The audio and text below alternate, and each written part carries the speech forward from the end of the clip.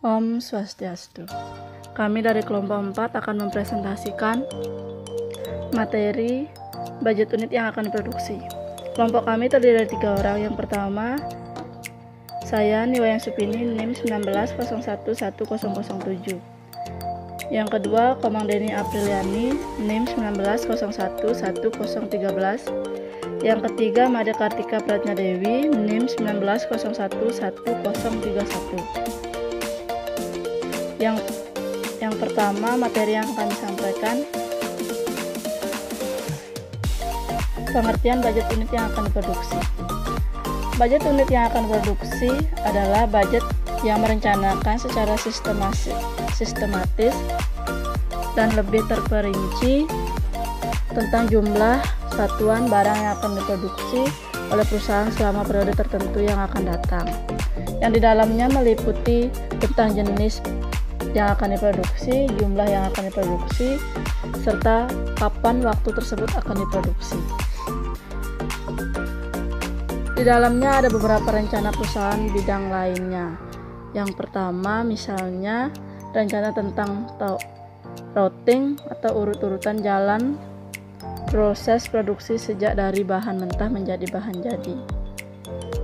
Yang kedua, rencana tata letak atau layout.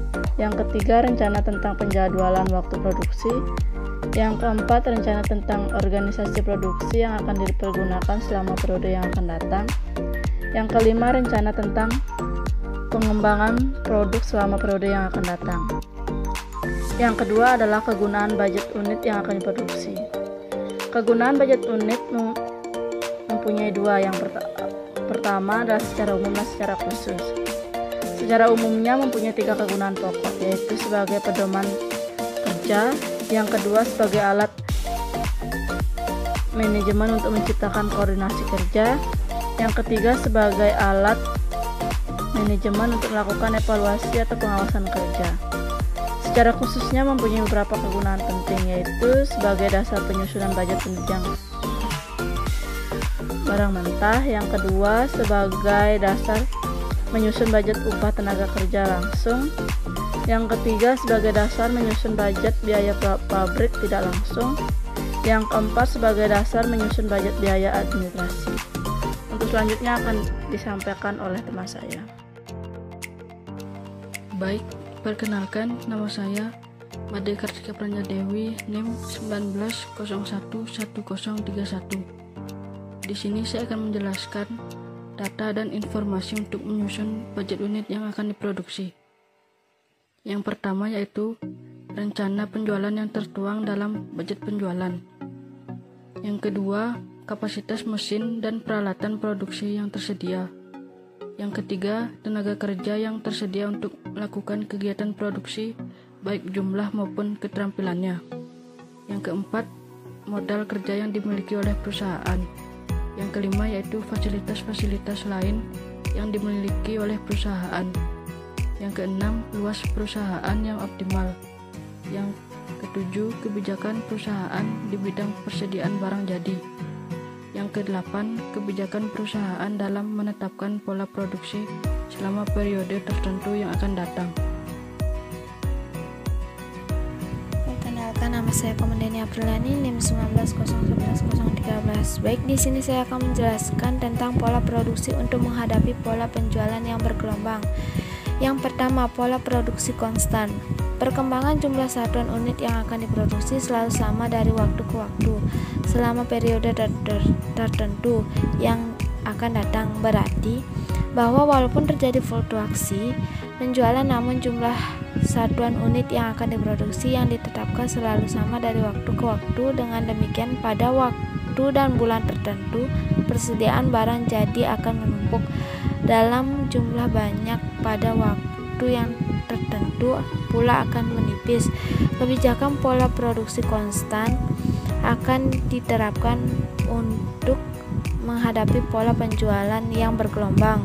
Gelombang dari pola persediaan ini berlawanan dengan gelombang pola penjualan. Keuntungan-keuntungan yang diperoleh bila perusahaan menggunakan pola produksi konstan. Yang pertama, jumlah semua tenaga kerja akan terus terpakai sepanjang waktu periode karena jumlah produksi dari bulan ke bulan sama. Yang kedua, penggunaan mesin dan peralatan produksi selalu sama sehingga akan menguntungkan perusahaan dalam menghemat biaya operasional dan perpanjangan umur pemakaian. Yang ketiga, perusahaan akan mudah melakukan perencanaan pembelian bahan mentah dan bahan pembantunya yang dibutuhkan. Yang keempat, bahan mentah dan bahan pembantu secara teratur dalam jumlah yang sama dari bulan ke bulan. Berkaitan dengan teraturnya pula transaksi pembayaran melalui jasa bank. Pola produksi konstan juga mempunyai kerugian, yaitu yang pertama, biaya simpan barang menjadi lebih besar. Yang kedua, risiko simpan barang menjadi lebih besar. Pola ini lebih sesuai bagi perusahaan yang bersifat barang jadi yang dihasilkan tidak mengandung biaya simpan dan risiko simpan yang besar. Dengan kata lain, bagi perusahaan dengan produk yang tidak peka atau tidak sensitif dalam penyimpanan. Yang kedua, pola produksi bergelombang sesuai dengan gelombang penjualan. Perkembangan jumlah satuan unit yang akan diproduksi yang tidak selalu sama dari waktu ke waktu atau bulan ke bulan selama periode tertentu yang akan datang, melainkan berfluktuasi sesuai dengan fluktuasi penjualan. Bila satuan unit barang yang dijual meningkat, maka satuan unit yang diproduksi juga ditingkatkan setinggi jumlah penjualan. Karena jumlah produksi sama dengan penjualan, maka tidak pernah terjadi kelebihan ataupun kekurangan jumlah produksi atas penjualan. Keuntungan perusahaan yang menggunakan pola produksi bergelombang yaitu yang pertama, biaya simpan barang jadi menjadi lebih kecil. Yang kedua, risiko simpan barang menjadi lebih kecil. Kerugian yakni yang pertama, pada bulan-bulan terjadi peningkatan jumlah produksi diperlukan tambahan tenaga kerja yang baru. Sebaliknya, jika terjadi penurunan jumlah produksi, sebagian karyawan harus diberhentikan atau pengurangan tenaga kerja. Yang kedua, penggunaan mesin dan peralatan produksi juga tidak selalu konstan.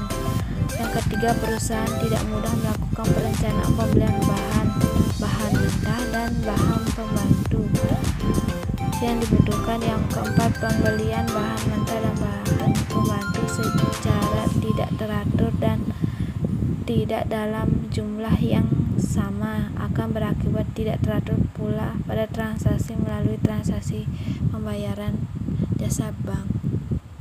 Yang ketiga, pola produksi berkembang secara moderat. Perkembangan jumlah satuan unit yang akan diproduksi tidak selalu sama dari waktu ke waktu selama periode tertentu yang akan datang, melainkan berfluktuasi namun tidak sesuai dengan fluktuasi penjualan. Jumlah satuan unit barang yang diproduksi ditingkatkan namun tidak mencapai setinggi jumlah penjualan karena adanya kendala-kendala tertentu, yaitu yang pertama, terbatasnya bahan mentah dan bahan pembantu yang tersedia di pasar. Yang kedua, terbatasnya tenaga kerja yang tersedia di masyarakat. Yang ketiga, terbatasnya modal kerja yang dimiliki perusahaan untuk meningkatkan jumlah produksi. Yang keempat, terbatasnya kapasitas mesin dan peralatan produksi untuk mendukung peningkatan jumlah produksi. Karena peningkatan jumlah produksi tidak